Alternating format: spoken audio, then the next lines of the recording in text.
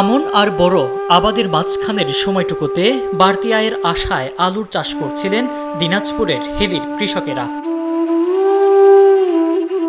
বৈগ্রাম গ্রামের কৃষক আব্দুর রাজ্জাক ও বুকভরা আশা নিয়ে ৩ বিঘা জমিতে আলু রোপণ করেছিলেন।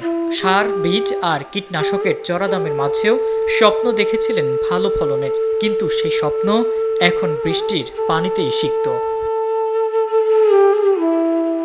গত দুদিনের হঠাৎ বৃষ্টিতে তলিয়ে গেছে মাইলের পর মাইল আলুর ক্ষেত। আলুর দাম কম থাকায় একটু লাভের আশায় অনেক কৃষক ক্ষেত থেকে আলুই তোলেননি, কিন্তু সেই অপেক্ষায় এখন কাল হয়ে দাঁড়িয়েছে।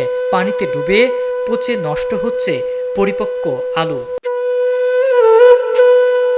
ক্ষেত থেকে পানি সরানোর আপ্রাণ চেষ্টা করেও শেষ রক্ষা হচ্ছে না। নষ্ট হয়ে যাওয়া আলুর মান খারাপ হওয়ায় পাইকাররা তা নিতেই চাচ্ছেন না। ফলে লাভের আশা তো দূরের কথা, উৎপাদন খরচটুকু উঠবে কিনা তা নিয়ে এখন চরম দুশ্চিন্তায় দিশেহারা ইসমাইলপুর সহ বিভিন্ন গ্রামের শত শত কৃষকরা। এমনকি শ্রমিকের খরচ জোগাতে না পেরে অনেক চাষি আলুই তুলছেন না। ওদের স্বপ্ন পূরণে পাশে থাকতে পেরে আমরা গর্বিত। হঠাৎ করে বৃষ্টি আসে, আলু তো ডুবে গেছে। কালকে পানি সেচ দেওয়ার পর আজকে আবার বৃষ্টি হয়ে একটু জমছে। তবে আলুর মাটির নিচে যেগুলো আছে এগুলা বেশিরভাগ নষ্ট হয়ে যাবে। এই ৬০-৭০ হাজার টাকার মতো খরচ হয়েছে। এখন তো এই টাকা এখন আলু এগুলো তো বাজারেও তো এখন খারাপ। আলু না শুকালে আলু তো কেউ নিতে যাবে না। এই পানিটা হয় আলু অনেক ক্ষতি হয়ে গেল। এই জন্য এখন তো বিপদে আছে, এখন কি যে হবে বলতে পারছি না। আলুর তো এমনি দাম নেই, ৩ বিঘা মাটি শেষ।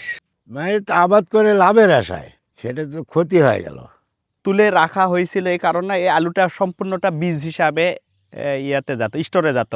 তো আলুটা শুকিয়ে রাখলে পরে বীজের জন্য ভালো হয়। পরপর 2 দিন বৃষ্টি হওয়ার কারণে এই যে ৭০ বিঘার একটা যে প্রজেক্ট আছে, এই প্রজেক্টের পুরো আলুটাই ক্ষতিগ্রস্তের মধ্যে চলে গেল। কৃষি বিভাগ বলছে সময়মতো আলু উত্তোলনের পরামর্শ দিলেও দামের আশায় কৃষকরা দেরি করায় এই বিপত্তি। বর্তমান পরিস্থিতিতে দ্রুত জমি থেকে পানি নিষ্কাশনের পরামর্শ দিচ্ছে স্থানীয় কৃষি অফিস। এতদিন তো জমিতে আলু থাকারই কথা না, কারণ কৃষক দাম পাচ্ছে না বিধায় ফেলে রাখছে। তাহলে এখানে তো আমাদের আগাম যেটা পরামর্শ সেগুলো তো আমরা দিয়েই যাচ্ছি যে আপনারা নির্ধারিত সময়ের মধ্যে তুলেন, কিন্তু মেইন কারণটাই হচ্ছে যে যেহেতু দাম কম ওই জন্য ফেলে নিয়ে রাখছে। এখন বৃষ্টি যে এরকম হবে সেটা তো আর কৃষকরা ওইভাবে জানতো না, কিন্তু আমরা বলছিলাম যে এরকম একটা বৃষ্টি হইতে পারে এই সপ্তাহে। এখানে আমাদের আর পরামর্শের কি মানে কোনো ঘাটতি নাই, আমরা তো পরামর্শ দিচ্ছি।